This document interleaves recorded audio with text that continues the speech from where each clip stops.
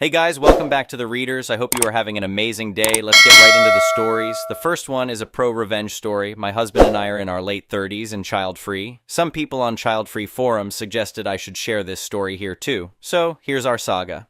My husband and I spent nearly a decade saving up to move to our coastal dream location. In early 2023, we finally took the plunge. Housing here is ridiculously expensive, think Malibu prices, so we could only afford half of a duplex. It's stunning with waterfront access and boat docking space. Unfortunately, Susan, her boyfriend Mike, and her 3 wild kids live in the other unit. Setup. Before moving in permanently, we visited for weeks at a time. The entire duplex belonged to an elderly gentleman who rented both units. The two sides couldn't be more different. Our side is a 5-bedroom, 3-bath, while the other side is a 2-bedroom, 1-bath. We purchased the larger unit. Our portion includes 90% of the backyard, a beautiful gazebo, and extensive dockage, about 150 feet since it's on a corner.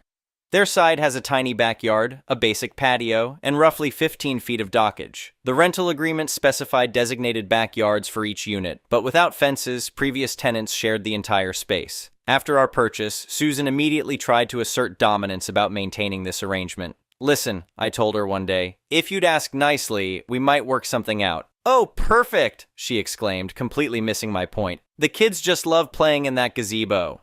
Party incident. One sunny afternoon, while my husband and I were enjoying cocktails on our patio, a delivery truck arrived with an enormous bounce house for our backyard. "Susan, what's going on here?" I called out. "It's Madison's birthday," she replied casually. "Oh, and since it's family and friends only, you'll need to stay inside."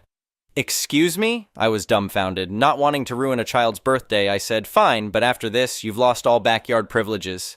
She just shrugged. "Whatever." During the party, a drunk guest stumbled into our house. "Wrong house," I said. "Susan's is next door." "Oh!" he laughed. "Susan said she owned everything and we could use any bathroom." Shortly after directing him out, Susan burst through our door. "How dare you embarrass me in front of my guests?" she screamed. "You've got 3 bathrooms and can't spare one? 2 people don't need all this space." "Get out now," I warned, "or I'm calling the police." After the party fiasco, we decided to install a proper fence and upgrade our outdoor space. The plan included a modern patio, custom fire pit, and a fully equipped outdoor kitchen. During the initial construction, Susan hovered around like a moth to a flame. I deliberately kept details about the fence vague, only mentioning the patio updates. "Oh, this is going to be wonderful," she gushed, already planning her future gatherings in her head. "The kids will love having a new place to play." When the fence crew arrived, Susan exploded out of her house like a torpedo. "Stop everything right now!" she shrieked at the workers. "You can't build that here!" "Keep working," I told the crew calmly, then turned to Susan. "This is our property, and this fence is happening." True to form, she whipped out her phone and called the police. The responding officer, Officer Martinez, listened patiently to both sides. "Ma'am," he addressed Susan firmly, "they have every right to build a fence on their property. The owner has approved it." But, Susan sputtered, her face turning an alarming shade of red. She stormed back inside, slamming her sliding door with such force that we heard something crack. The boat incident. Enter Mike, Susan's boyfriend, who proved to be just as challenging as she was. He had this charming habit of launching cigarette butts and beer cans over our new fence. "That's for disrespecting my woman," he'd yell, usually already half drunk by noon. Mike owned a 30-foot fishing boat, which became our next headache. Their side only had 15 feet of dockage, but Mike had other plans. While we were away on a business trip in March 2024, they impersonated us to evict one of our dock renters. "You're not going to believe this," said James, our former renter, when he called. "After all our discussions about extending the lease, you suddenly kicked us out with no notice. Real professional." "Wait, what?" I was confused. "We never—" The truth emerged quickly. Susan and Mike had posed as owners and commandeered the space for his boat. When we involved the police, Mike turned belligerent. "This water belongs to everyone," he shouted, swaying slightly. "Sir, the seawall is deeded property," Officer Thompson tried to explain. "You don't know nothing." Mike lunged at the officer, earning himself a quick trip to jail. By early 2024, with the real estate market fluctuating, we were debating what to do with our savings. Then came our golden opportunity. The original landlord called, desperate to sell the other unit. "I'm just done," he sighed over the phone. "Managing this from across the country is exhausting. That tenant calls me constantly about the most ridiculous things. Just promise me you'll let her finish her lease through July." "Of course," I agreed, barely containing my excitement. We created an LLC and closed the deal in record time. No realtor, no mortgage, just a quick transaction. Susan knew the property had sold, but remained clueless about the buyers. Last week, I knocked on her door, paperwork in hand. She yanked it open, her usual scowl in place. "What the hell do you want, idiot?" she spat. I smiled sweetly, extending the landlord information packet. "Just dropping off your new rental agreement. Rent's due Friday, but you can hand me the check directly if that's easier." The color drained from her face so fast I thought she might faint. You can't," she stammered. "Oh, but I can. Your lease runs through July, but after that, you'll need to find new accommodations. We're planning a complete renovation." Update #1, April 2024. The situation remains tense. Susan's lease expires in July, and while she's managing to pay rent on time, she hasn't mentioned any plans for moving. We've served the official 30-day notice of non-renewal and even offered to prorate July's rent and waive the termination fee if they leave early. "We're trying to be reasonable here," I told her when delivering the offer. "Reasonable?" she scoffed. "You're trying to make us homeless." The weekly parties continue, and last weekend we had to call the police when her kids were throwing lit fireworks toward our boat. "They're just being kids," Susan defended them. "You wouldn't understand since you don't have any." Update #2, May 2024. The situation has deteriorated further. Susan and family remain in place, paying no rent, protected by current eviction restrictions. We've filed for eviction, but our hands are tied until the regulations change. The only silver lining is that Mike is out of the picture after a massive fight that ended with his arrest. "You'll never get rid of me," Susan yelled across the yard yesterday. "I know my rights." She's become increasingly difficult, blasting music at all hours and treating our property like her personal landfill. We're especially frustrated because we'd planned to move my elderly parents in after some renovations. Dad needs urgent shoulder surgery and Mom now uses a walker. "We just want our own space," Mom insisted when we offered our side. "We don't want to impose."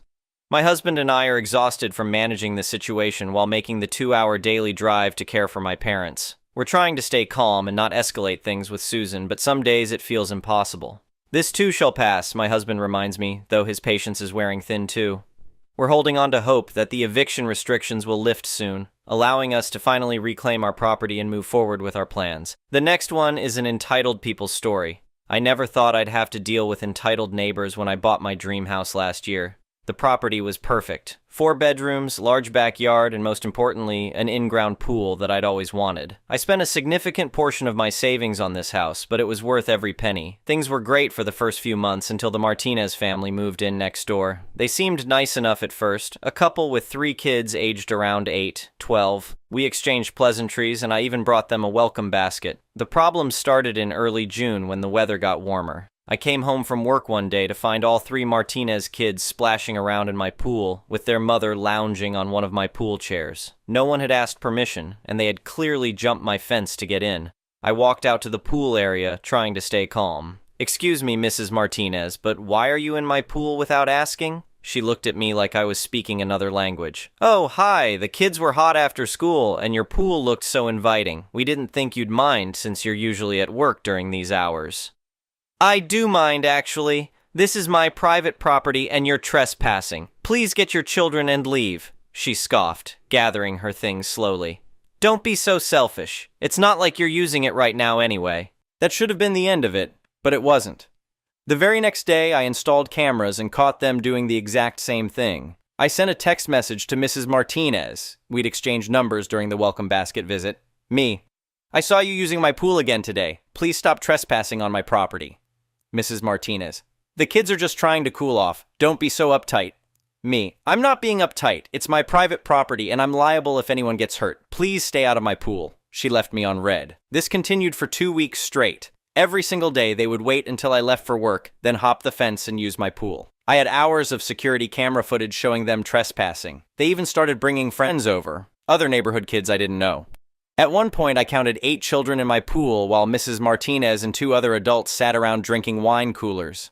I consulted with my homeowner's insurance agent, who nearly had a heart attack when I told him what was happening. He explained that I could be sued if anyone got injured, even if they were trespassing. He strongly advised me to secure the pool immediately, so I took action. I installed a heavy-duty lock on my gate, put up multiple no trespassing and private property signs, and even added a security system that would sound an alarm if anyone jumped the fence. I spent over $2,000 on security measures, but I figured it was worth it to protect myself legally. The next day, I got a call at work from the police. Mrs. Martinez had called cop claiming I was endangering children by locking up my pool. When I got home, there were 2 police officers in my driveway, along with a very smug-looking Mrs. Martinez. "This is him," she said to the officers. "He's the one who's trying to keep children from cooling off during this heat wave. It's practically child abuse." I calmly showed the officers my security footage from the past 2 weeks. Their expressions changed quickly as they watched multiple instances of the Martinez family trespassing, bringing others onto my property, and even moving my pool furniture around. "Ma'am," one officer said to Mrs. Martinez, "you do realize you're admitting to criminal trespassing, right? You're lucky this homeowner hasn't pressed charges." Her face went from smug to shocked in seconds. But it's just a pool. He's not even using it during the day." The second officer shook his head. "That's not how property rights work, ma'am. If someone broke into your house while you were at work, would that be okay because you weren't using it at the time?" "That's different," she protested. "We're neighbors, and my kids need somewhere to swim." "Then I suggest you look into community pools or install your own," the first officer replied. "Mr. Martinez, is your husband home? We need to speak with both of you about this situation." Mrs. Martinez suddenly looked nervous. He doesn't know we've been using the pool. He works late, and I didn't want to bother him with it."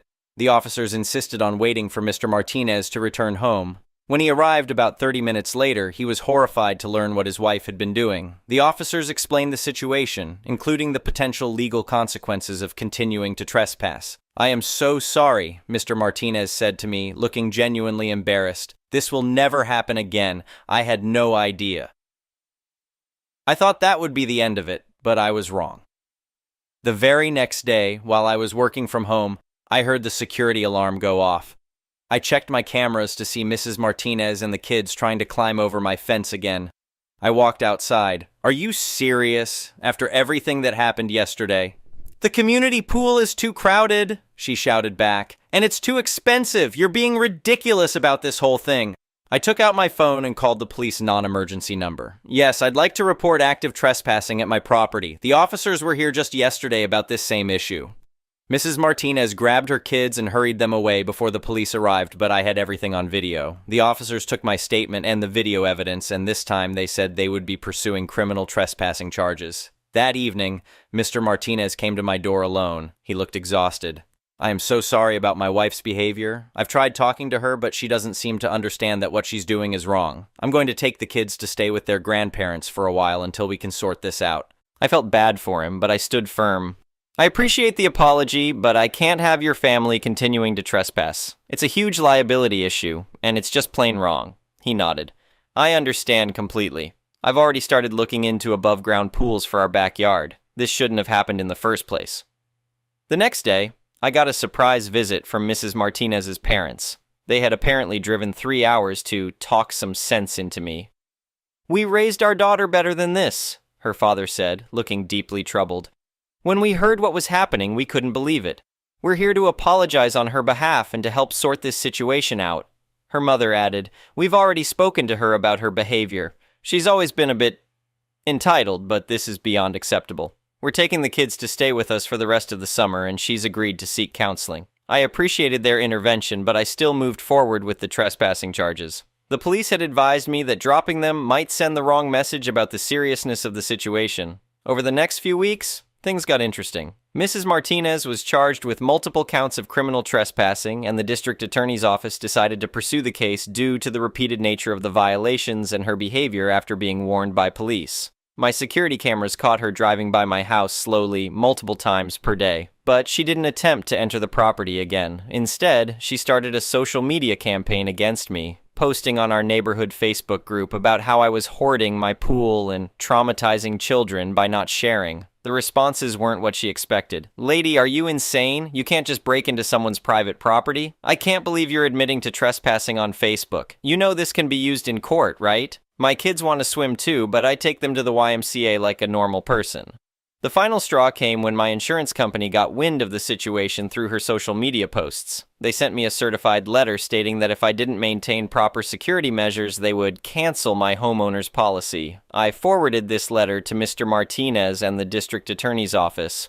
Mr. Martinez filed for separation shortly after, citing his wife's behavior as one of the main reasons. He moved into an apartment complex with a community pool, and the kids stayed with him during the week. The grandparents kept them on weekends, giving them regular swimming time in their community pool. The criminal case went to court 3 months later. Mrs. Martinez tried to paint herself as a concerned mother just trying to give her children a good summer, but the judge wasn't having any of it.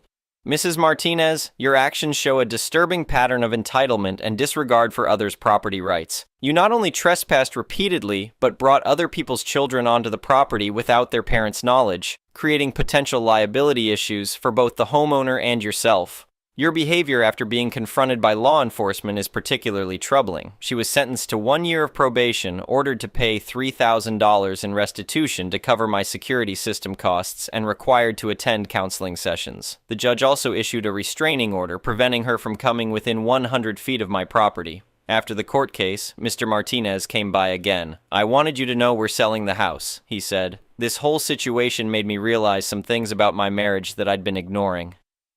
The kids are actually happier now. We have a routine with the community pool, and they're learning about respecting boundaries. I felt a mixture of relief and sadness for him.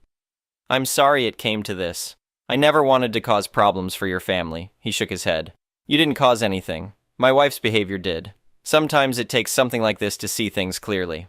The house sold within a month, and a lovely retired couple moved in. They brought me cookies and asked if I'd mind if they occasionally sat by the pool to read. I gave them an open invitation because they asked respectfully and understood boundaries. As for Mrs. Martinez, I heard through neighborhood gossip that she moved back in with her parents after the separation became a divorce. The last I heard, she was complaining on social media about her parents' community pool's restrictive guest policies. The whole experience taught me a valuable lesson about standing my ground, even when it would have been easier to give in. If I had let the trespassing continue, who knows what could have happened? One accident, one injury, and I could have lost everything I worked for. My security cameras are still up, my gate is still locked, and my insurance company is happy with my precautions. I even added a few more pool chairs and started hosting proper pool parties for friends and neighbors, the ones who ask permission, that is. Mr. Martinez and his kids still come by occasionally, properly invited this time. The kids are learning to swim properly with lessons at their community pool, and they're much more respectful of boundaries now. Sometimes the best lessons come from the most uncomfortable situations.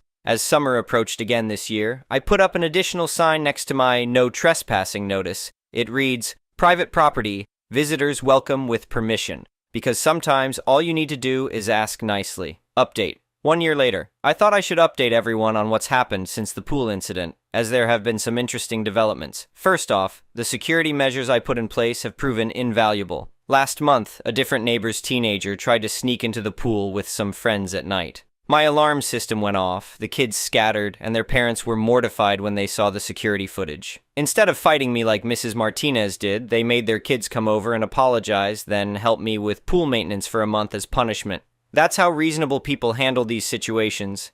The most significant update involves Mrs. Martinez herself. Her probation officer contacted me because she requested a modification to her restraining order. Apparently, she'd completed her counseling sessions and wanted to apologize in person. After some consideration and discussion with Mr. Martinez, I agreed to meet her in a neutral location, a coffee shop downtown. "I've spent the last year working on myself," she told me, looking markedly different from the entitled person I remembered. "My therapist helped me understand that I was teaching my children that rules don't apply to us, and that it's okay to take what we want without asking. I'm horrified at how I behaved."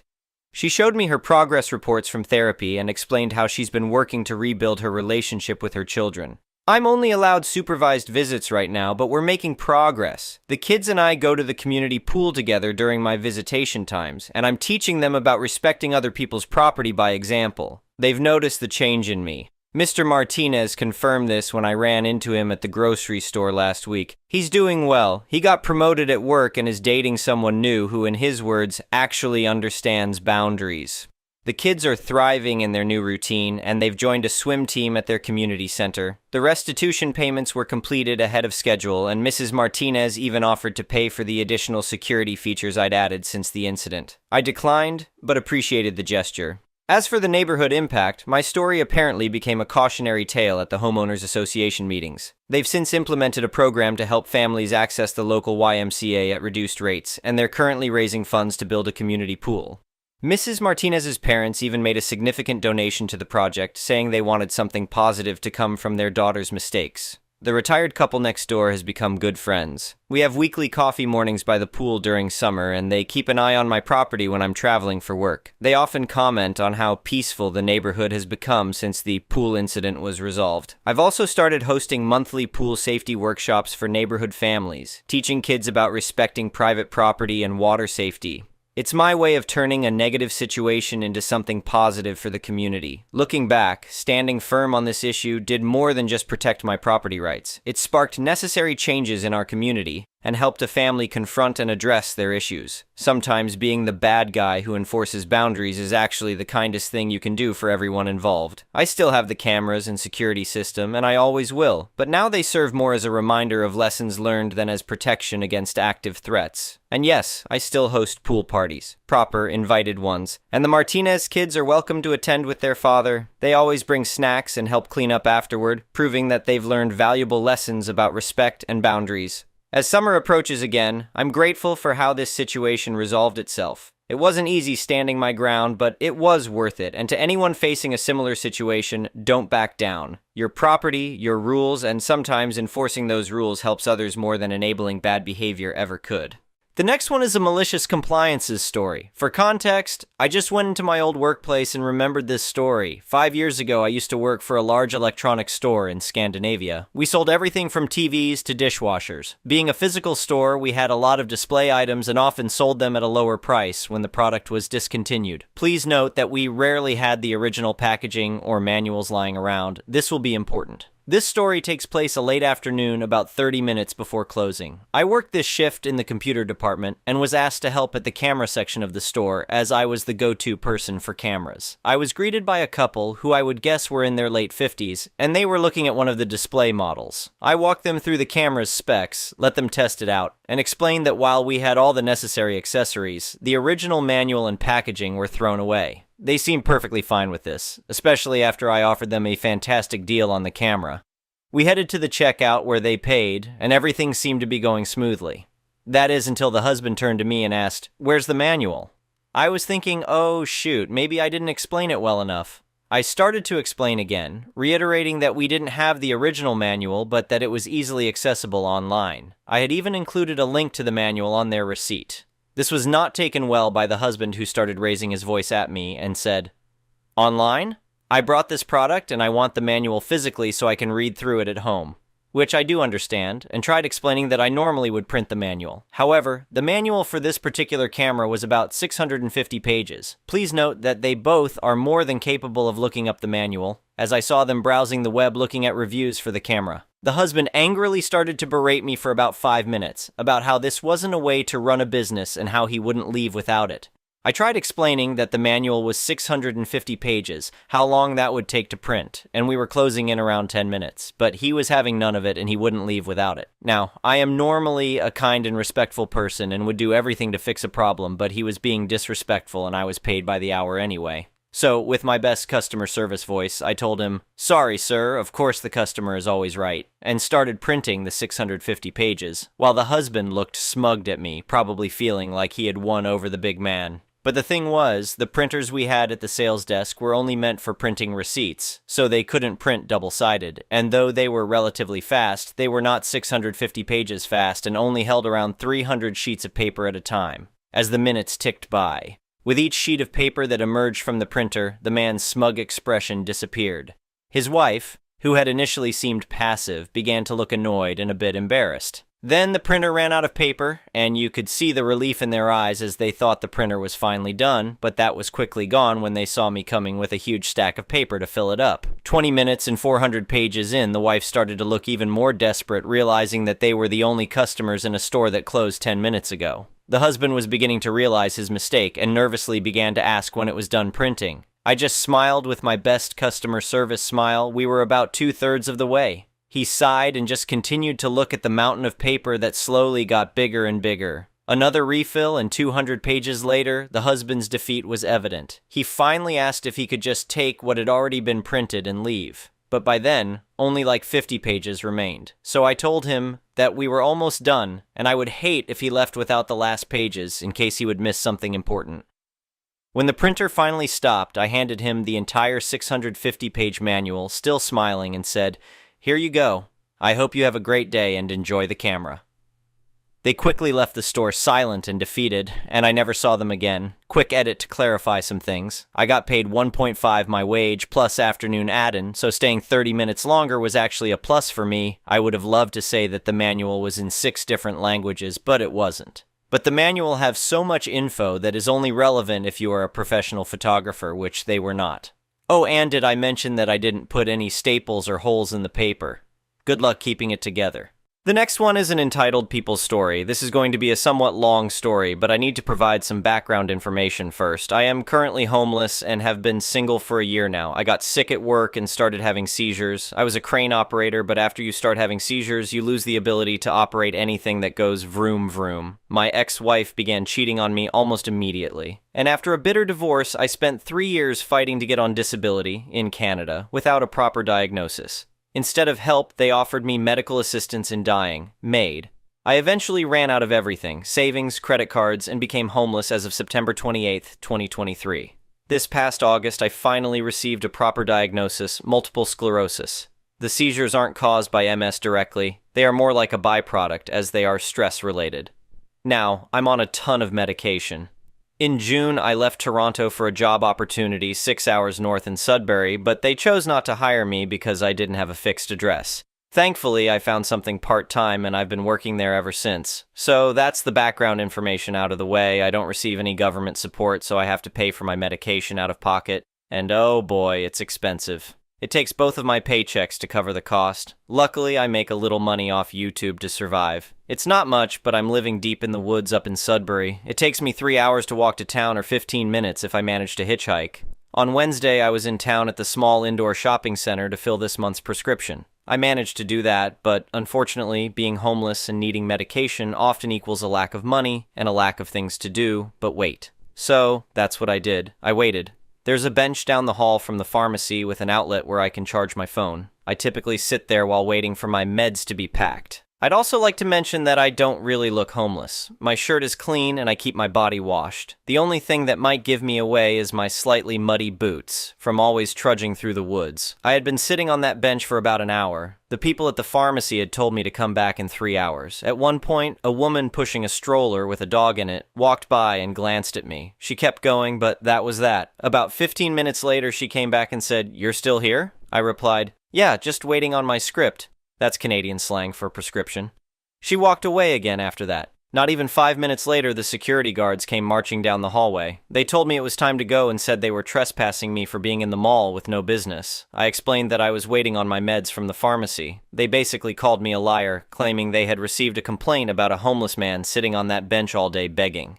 One thing you need to know about me, I have a lot of pride. Too much pride, in fact. I don't beg, I don't borrow, and I don't steal. I said, "No, I'm just sitting here charging my phone, waiting for my meds." They gave me the usual threat, leave the mall or the cops will come. I didn't want to deal with the hassle, so I left. I walked to a park near a bar and sat outside in the cold. It had been snowing. After waiting there for another 60 minutes, I called the pharmacy to ask if my prescription was ready. They said it was, so I made my way back to the mall. I walked in through the front entrance and headed toward the pharmacy. Just as I got to the front of the pharmacy, I heard someone yelling, "Hey you can't be here, you were trespassed!" The security guard caught up to me quickly. I'm not fast on my feet. I walk with a bit of a limp and drag my left leg. Thanks, Mississippi. He told me I was now being criminally trespassed and that the cops were on their way. At that point, I decided to get a little snarky. I said, "Oh yeah? So you're trespassing me from the place where my pharmacy is, where I get the medication that I need? I'm pretty sure that's called discrimination." The guy actually stuttered before responding. He said, "Well, I'm going in with you. If you're lying, you're going to jail." I laughed and said, "Okay, bud." When we got to the pharmacy counter to pick up my meds, the security guard tried to push in front of me to inspect my pickup slip. When he reached for it, I warned him, "If you touch my stuff, I'm going to assume you're trying to hurt me, and I'll defend myself." I also complained to the pharmacist, who said he would follow up with the security company. Damn security. I really don't like security or Karens. Can't stand either of them. The next one is an entitled parent story. Just a little bit ago, me and my mom were trying to plan how I would come see her, as where I am is 10 hours away in a different state. And she suggested I take some money out of my savings for gas and do the drive, and she will pay me back. So guess what I did? That. Put the savings into my checking. Never mind the fact I only have $300 to my name and only had $96 in checking and the rest was in savings, so I have to spend $250 on gas. I'm putting this in entitled parents BC of the stuff she kept saying. I don't remember all of it specifically, but she brought up, well, we drove 9 hours to your graduation, HS, so you can make this, dismissing me whenever I said something, even though she asked, and especially when I kept saying I don't have the money to go shopping or do anything BC I'm trying to save to pay my car insurance in January, $600. And she said, I had it tough too. It's part of growing up. And I told her, hey, please don't try to minimize my situation. After which she blew up on me and telling me she only had $200 when I was born and how she worked hard and that I'm not the only one who's struggling. I just said, I never said I was, and yes, your situation was worse, but that doesn't mean I'm not having a tough time right now. She said, verbatim what I had said, no, you were minimizing my experience. And I said, no, I was trying to explain mine and you overshadowed me. And she says, that I did. Then it was a bit quiet, then she started explaining what road to take, etc. And then the love bombing after, saying how much she loves me and she's so proud of me, etc. Ew, I don't know, I just wanted to rant BC. I don't know if eel crazy, and she wants me to leave first thing in the morning too, so I'm trying to busy myself packing. Also, I don't live with her or my dad, divorced, anymore. I live with my friend's family, and they have relatives over, so there's no room for me. If I didn't go to my mom's, I would be sleeping in my car for a month. That's how long the college dorms close for during break, and it's $300 extra to stay during. Thank you for watching. I would really appreciate it if you could like the video and subscribe to our channel if you haven't already. We'll see you again tomorrow.